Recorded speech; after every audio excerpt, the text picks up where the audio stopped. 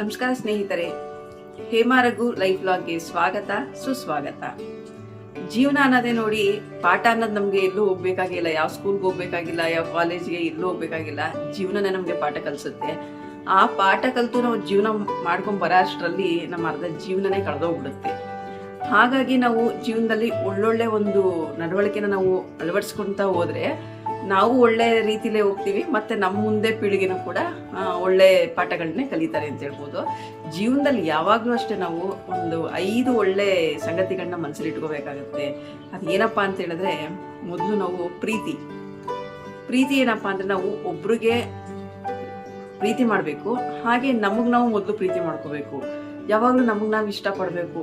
ನಮ್ಮನ್ನು ನೋಡಿದ್ರೆ ನಾವು ಚೆನ್ನಾಗಿಲ್ಲ ಅಂತನೋ, ಇಲ್ಲಾಂದ್ರೆ ನಮ್ಮ ಮೇಲೆ ನಮಗೆ ಒಂದು ಸ್ವಂತ ಅಭಿಪ್ರಾಯ ಇಲ್ಲ ಅಂತನೋ ಅದೆಲ್ಲ ಇದು ಮಾಡ್ಕೋಬಾರ್ದು. ಮೊದಲು ನಮಗೆ ಮೊದಲು ಪ್ರೀತಿ ಇರಬೇಕು, ಆಮೇಲೆ ಇನ್ನೊಬ್ರಿಗೂ ಕೂಡ ಪ್ರೀತಿಯಿಂದ ನೋಡಬೇಕು. ಯಾವಾಗಲೂ ಅಷ್ಟೇ, ಕಾಮಾಲೆ ಕಣ್ಣವ್ರಿಗೆ ಕಾಣದೆಲ್ಲ ಹಳದಿ ಅಂತಾರಲ್ಲ, ಹಾಗೆ ಫಸ್ಟ್ ನಮ್ಮ ವ್ಯಕ್ತಿತ್ವನ ನಾವು ಚೇಂಜ್ ಮಾಡ್ಕೋಬೇಕಾಗತ್ತೆ.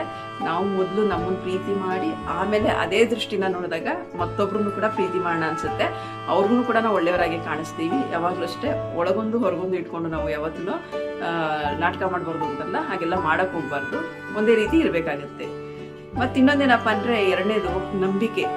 ಇದನ್ನ ಮಾತ್ರ ಯಾರು ಮರಿಬಾರ್ದು. ದಯವಿಟ್ಟು ನಂಬಿಕೆ ಅನ್ನೋದನ್ನ ಯಾರು ಕಳ್ಕೋಬಾರ್ದು. ಯಾಕೆಂದ್ರೆ ಹೇಳ್ತಾರಲ್ಲ, ಅಡಿಕೆಗೋದ್ ಮಾನ ಆನೆ ಕೊಟ್ಟರು ಬರಲ್ಲ ಅಂತಾರಲ್ಲ, ಹಾಗೆ ನಂಬಿಕೆ ಅನ್ನೋದನ್ನ ಕಳಿಸೋದು ತುಂಬಾ ಕಷ್ಟ ಇದೆ. ಎಷ್ಟು ನಾವು ದಿನ ಇದು ಮಾಡಿರ್ತೀವಿ ಅಂದ್ರೆ, ಸಫರ್ ಮಾಡಿರ್ತೀವಿ ಅಂದ್ರೆ, ಒಂದು ನಂಬಿಕೆ, ನಾವು ಮನುಷ್ಯನ ಹತ್ರ ಒಂದು ಒಳ್ಳೆ ಅಭಿಪ್ರಾಯ ಬರಬೇಕು ಅಂದ್ರೆ ಅವ್ರಿಗೆ ನಮ್ಮ ಮೇಲೆ ನಂಬಿಕೆ ಬರಬೇಕು ಅಂತ ಹೇಳಿದ್ರೆ ತುಂಬಾ ವರ್ಷಾನ್ಗಟ್ಲೆ ಬೇಕಾಗುತ್ತೆ. ಅದೇ ಕಳ್ಕೊಳಕ್ಕೆ 1 ನಿಮಿಷ ಇಲ್ಲ 1 ಸೆಕೆಂಡ್ ಸಾಕಾಗುತ್ತೆ. ಹಾಗಾಗಿ ಯಾರು ಕೂಡ ಯಾರ ನಂಬಿಕೆನೂ ಕೂಡ ಕಳ್ಕೊಬೇಡಿ. ಯಾರಿಗೂ ನಂಬಿಕೆ ದ್ರೋಹ ಮಾಡಕ್ ಹೋಗ್ಬಾರ್ದು. ಮತ್ತೆ ಇನ್ನೊಂದೇನೋ, ನಮಗೆ ಓನ್ ಕಾನ್ಫಿಡೆಂಟ್ ಇರಬೇಕು. ನಮ್ಮ ಮೇಲೆ ನಂಬಿಕೆ ಇರಬೇಕು. ನಾನೇನೋ ಮಾಡಲ್ಲಪ್ಪ, ನಂಗಿದೆಲ್ಲ ಆಗತ್ತಾ, ನಾನು ಇದೆಲ್ಲ ಮಾಡ್ತೀನಾ, ಇಲ್ಲ ಹೌದು ನಾನು ಇದನ್ನ ಮಾಡ್ತೀನಿ ಅಂತ ನಮ್ಮ ಮೇಲೆ ನಮಗೆ ಆತ್ಮವಿಶ್ವಾಸ ಆಗಲಿ, ನಂಬಿಕೆ ಆಗಲಿ ಇದ್ರೆ ಆಗ ಏನು ಕೂಡ ಯಾವುದೂ ನಮಗೆ ಏನೋ ಸಮಸ್ಯೆ ಆಗಲ್ಲ. ಹಾಗೆ ಇನ್ನೊಬ್ರು ನಂಬಿಕೆಗೂ ಕೂಡ ನಾವು ದ್ರೋಹ ಮಾಡಬಾರ್ದು. ನಾವು ಕೂಡ ನಂಬಬೇಕು, ನಮ್ಮನ್ನು ನಾವು ನಂಬಬೇಕು, ಆಮೇಲೆ ಬೇರೆಯವ್ರನ್ನ ನಂಬಬೇಕು. ಹಾಗೆ ನಮ್ಮ ಮೇಲೆ ನಂಬಿಕೆ ಇಟ್ಟಿರೋರ ಮೇಲೆ ನಾವು ಯಾವತ್ತೂ ನಂಬಿಕೆ ದ್ರೋಹ ಮಾಡಬಾರ್ದು. ಮತ್ತೆ ಮೂರನೇದೇನಪ್ಪ ಅಂದ್ರೆ, ತಾಳ್ಮೆ. ಮನುಷ್ಯನಿಗೆ ಬೇಕಾಗಿರೋದೇ ಮೊದಲು ತಾಳ್ಮೆ. ಹೇಳ್ತಾರಲ್ಲ, ಆತರಿಗೆ ಏನೋ ತುಂಬಾ ಸಮಸ್ಯೆಗಳಾಗುತ್ತೆ ಅಂತ. ಹಾಗಾಗಿ ನಾವು ತಾಳ್ಮೆಯಿಂದ ಯಾವುದೇ ಸಮಸ್ಯೆ ಆಗಿರ್ಲಿ, ಯಾವುದೇ ವ್ಯಕ್ತಿ ಆಗಿರ್ಲಿ, ಯಾವುದೇ ಆದ್ರೂ ಕೂಡ ನಾವು ತಾಳ್ಮೆಯಿಂದ ಸಮಸ್ಯೆಗಳನ್ನ ಪರಿಹಾರ ಮಾಡಬೇಕಾಗುತ್ತೆ.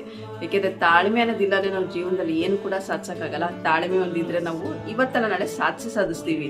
ಯಾಕೆಂದ್ರೆ ಅದು ಒಂದಿನಕ್ಕಾಗದೇ ಇರ್ಬೋದು, ಖಂಡಿತ ಹಾಗೇ ಆಗುತ್ತೆ. ಕಾಯ್ಬೇಕು ಅಷ್ಟೇ. ಯಾವಾಗಲೂ ಕಾಯೋದ್ರಿಂದ, ನಾವು ತಾಳ್ಮೆಯಿಂದ ನಾವು ಒಳ್ಳೆ ಕೆಲಸಗಳು ಮಾಡ್ಕೊಳ್ತಾ ಹೋದ್ರೆ ಖಂಡಿತ ನಮಗೆ ಒಂದಿನ ನಮ್ಮ ಕೆಲಸ ಕೈ ಹಿಡಿಯುತ್ತೆ. ಯಾವಾಗಲೂ ಅಷ್ಟೇ ಆತರ ಪಡಬಾರ್ದು, ತಾಳ್ಮೆಯಿಂದ ಇದ್ದೇನೆ. ಯಾಕೆಂದ್ರೆ ತಾಳ್ಮೆ ಇದ್ರೆ ನಮಗೆ ಕೋಪನೂ ಬರಲ್ಲ, ನಾವು ನಮ್ಮ ಕೆಲಸಗಳು ಕೂಡ ನಾವು ಹಾಳು ಮಾಡ್ಕೊಳಕ್ ಹೋಗಲ್ಲ. ಯಾವಾಗ ನಮಗೆ ತಾಳ್ಮೆ ಇರಲ್ಲ, ಅವಾಗ ಕೋಪನೂ ಬರುತ್ತೆ, ಮತ್ತು ನಮ್ಮ ಕೆಲಸಗಳು ಕೂಡ ಹಾಳಾಗುತ್ತೆ. ಆ ಕೆಲಸದಿಂದ ಮತ್ತೆ ಕೆಲವೊಂದ್ಸಲ ಸಂಬಂಧಗಳು ಕೂಡ ಹಾಳಾಗ ಸಾಧ್ಯತೆ ಇರುತ್ತೆ. ಹೇಗೆ ಅಂದ್ರೆ, ತಾಳ್ಮೆ ಇಲ್ಲ ಏನ್ ಮಾಡ್ತೀವಿ, ಕೋಪ ಬರುತ್ತೆ. ಕೋಪ ಬಂದಾಗ ಏನೇನೋ ಮಾತಾಡ್ಬಿಡ್ತೀವಿ. ಆ ಕ್ಷಣಕ್ಕೆ ಅದು ಸರಿನಾ ತಪ್ಪ ಯೋಚನೆ ಮಾಡಲ್ಲ. ಅದೇ ಹೇಳ್ತಾರಲ್ಲ, ಮುತ್ತು ಹೊಡೆದ್ರೆ ಹೋಯ್ತು, ಮಾತು ಆಡಿದ್ರೆ ಹೋಯ್ತು ಅಂತ. ಹಾಗಾಗಿ ಮಾತು ಅನ್ನೋದನ್ನ ಒಂದ್ಸಲ ನಮ್ಮ ಬಾಯಿಂದ ಬಂದ್ರೆ ಅದು ಮರೆಯಕ್ಕೆ ಯಾರು ಕೂಡ ಸಾಧ್ಯ ಇಲ್ಲ, ಸಹಿಸ್ಕೊಳಕ್ಕೂ ಆಗಲ್ಲ. ಹಾಗಾಗಿ ನಾವು ಸ್ವಲ್ಪ ತಾಳ್ಮೆ ಅನ್ನೋದು ಕಲ್ತ್ರೆ ಜೀವನದಲ್ಲಿ ತುಂಬಾ ಮುಂದೆ ಜೀವನದಲ್ಲಿ ಚೆನ್ನಾಗಿ ಹೋಗ್ಬೋದು. ಮತ್ತೆ ಇನ್ನೊಂದು 4ನೇದೇನು ಅಂತ ಹೇಳಿದ್ರೆ, ಅಸೂಯೆ ಅಂದ್ರೆ ಹೊಟ್ಟೆ ಕಿಚ್ಚು ಅಂತಾರೆ ಆಡ್ ಮಾತಲ್ಲಿ. ಅದಂತೂ ಯಾರಿಗೂ ಕೂಡ ಇರ್ಲೇಬಾರ್ದು ಅಂತ ಹೇಳ್ತೀನಿ. ಅದಿದ್ರೆ ಎದುರುಗಡೆ ಇರೋ ವ್ಯಕ್ತಿನೂ ಕೂಡ ಉದ್ಧಾರ ಆಗಲ್ಲ, ನಾವು ಕೂಡ ಉದ್ಧಾರ ಆಗಕ್ಕೆ ಸಾಧ್ಯ ಇಲ್ಲ. ಹಾಗಾಗಿ ಹೊಟ್ಟೆ ಕಿಚ್ಚು, ಹೊಟ್ಟೆ ಉರಿ, ಅಸೂಯೆ ಪಡಕ್ಕೆ ಹೋಗ್ಬಾರ್ದು. ಅವ್ರು ಏನ್ ಸಾಧಿಸಿರ್ತಾರೆ ಅದನ್ನ ನೋಡಿ ನಾವು ಕೂಡ ಅವ್ರ ಹಿಂದೆ ಇದನ್ನು ಕೂಡ ನಾವು ಅನುಸರಿಸಿ ನಾವು ಕೂಡ ಮುಂದೆ ಬರಬಹುದು. ಅವ್ರು ಬೆಳಿತಾರಲ್ಲ ಅಂತ ಹೇಳಿ ನಾವು ಹೊಟ್ಟೆ ಕಿಚ್ಚಿಬಿಟ್ರೆ ಅವ್ರು ಬೆಳೆಯಲ್ಲ. ಕೆಲವೊಂದ್ಸಲ ಅವ್ರು ಬೆಳೀತಾ ಹೋಗ್ತಾರೆ, ನಾವು ಹೀಗೆ ಇರ್ತೀವಿ.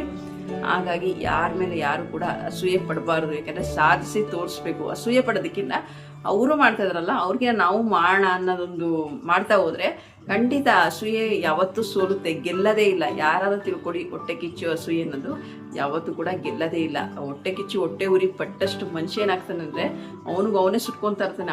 ಅವನಿಗೆ ಗೊತ್ತಿರಲ್ಲ ಅದು ಅಸ್ತ್ರ ಅವನಿಗೆ ಆಗಿರುತ್ತೆ ಅದು. ಯಾಕಂದ್ರೆ ನಾವು ಎದುರುಗಡೆ ಇರೋ ವ್ಯಕ್ತಿಗೆ ಅಸ್ತ್ರ ಅನ್ಕೊಂತೀವಿ, ಹೊಟ್ಟೆ ಕಿಚ್ಚಿಪಟ್ರೆ ಖಂಡಿತ ಇಲ್ಲ, ಆ ಅಸ್ತ್ರ ನಮಗೆ ಬಂದು ಹೊಡಿಯುತ್ತೆ, ನಾವೇ ಸುಟ್ಟು ಭಸ್ಮ ಆಗ್ತಾ ಇರ್ತೀವಿ.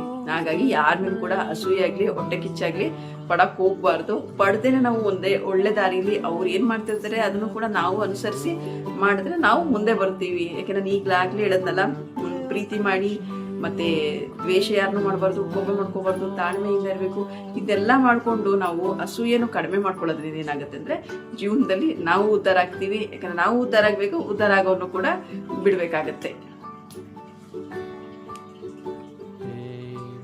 ಕೊನೆಯದಾಗೇನಪ್ಪ ಅಂತ ಹೇಳಿದ್ರೆ, ಸುಳ್ಳು ಅನ್ನೋದ ಯಾವತ್ತೂ ಹೇಳ್ಬಾರ್ದು. ಅದಕ್ಕೆ ಬೆಲೆನೇ ಇರಲ್ಲ. ಸತ್ಯಕ್ಕೆ ಸಾವಿಲ್ಲ, ಸುಳ್ಳಿಗೆ ಇದಿಲ್ಲ ಅಂತಾರಲ್ಲ. ಹಾಗಾಗಿ ಸತ್ಯನೇ ಯಾವತ್ತಿದ್ರೂ ಗೆಲ್ಲದು, ಸುಳ್ಳು ಯಾವತ್ತೂ ಹೇಳ್ಬಾರ್ದು. ಸುಳ್ಳಿಗೆ ಯಾವತ್ತೂ ಜಯ ಅನ್ನೋದಿರೋದೇ ಇಲ್ಲ.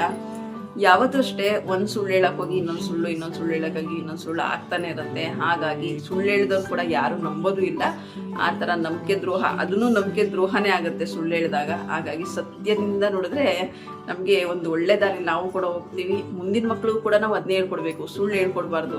ಯಾಕಂದರೆ ಕೆಲವೊಂದು ಎಲ್ಲ ಪಾಠಗಳನ್ನ ನಮಗೆ ಶಾಲೆಲಾಗಲಿ ಕಾಲೇಜಲ್ಲಾಗಲಿ ಮನೇಲಾಗಲಿ ಹೇಳ್ಕೊಡ್ತಾರೆ, ಪೂರ್ತಿ ಹೇಳ್ಕೊಡೋಕ್ಕಾಗಲ್ಲ. ನಾನು ಆಗಲೇ ಹೇಳ್ದಂಗೆ ಜೀವನ ನಮ್ಮ ಪಾಠ ಕಲಿಸ್ತಾ ಹೋಗುತ್ತೆ. ಅದು ಕಲಿಸ್ತಾ ಇದ್ದಂಗೆ ನಾವು ಕೂಡ ಕಲಿತಾ ಹೋಗ್ಬೇಕು. ಅದು ಒಳ್ಳೆ ದಾರಿ ಕಲಿತಾ ಹೋಗ್ಬೇಕು ವಿನಃ ಈ ಥರ ಸುಳ್ಳಾಗಲಿ, ಅಡ್ಡ ದಾರಿ ಆಗಲಿ, ಹೊಟ್ಟೆ ಕಿಚ್ಚಿಪಡೋದಾಗಲಿ, ಮೋಸ ಮಾಡೋದಾಗಲಿ, ನಂಬಿಕೆ ದ್ರೋಹ ಮಾಡೋದಾಗಲಿ ಇದೆಲ್ಲ ಮಾಡಲೇಬಾರ್ದು. ಇದೆಲ್ಲ ಇರೋ ವ್ಯಕ್ತಿ ಯಾವತ್ತೂ ಕೂಡ ಉದ್ಧಾರ ಆಗೋದೇ ಇಲ್ಲ.